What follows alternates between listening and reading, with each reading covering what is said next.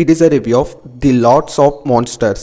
Just 1 hour 33 minutes run టైమ్తో present ఇప్పుడు యూట్యూబ్లోనే తెలుగులో స్ట్రీమింగ్ అవుతుంది.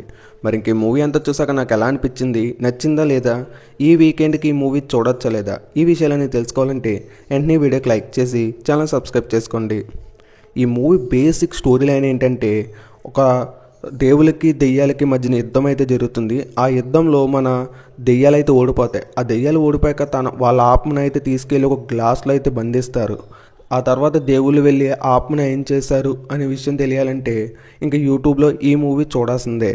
ఇంకా మూవీలో ఏమైనా బాగుందంటే అది హీరోయిన్ అని చెప్పుకోవచ్చు. ఈ మూవీలో హీరోయిన్ అయితే బాగుంది, కానీ తన ఎక్స్ప్రెషన్స్ మనకు కనెక్ట్ అయ్యే విధంగా ఉండదు. ఒక చోటని హీరోయిన్ చనిపోతుంది, కానీ మన హీరో ఫేస్లో మాత్రం ఎక్స్ప్రెషన్ అయితే ఉండదు. ఏదో మొహమాటం పడుతున్నట్టు ఉంటాడు హీరో. కానీ మూవీ అయితే బాగుంది, విజువల్స్ కూడా బాగున్నాయి. కొన్ని సీన్స్ తెలుగు డబ్బింగ్ అయితే కొంచెం కామెడీగా ఉంది, కానీ మూవీ అయితే బాగుంది. ఈ మూవీని ఫ్యామిలీతో కలిసి చూడొచ్చు అంటే చూడొచ్చు, అడల్ట్ కంటెంట్ ఏం లేదు.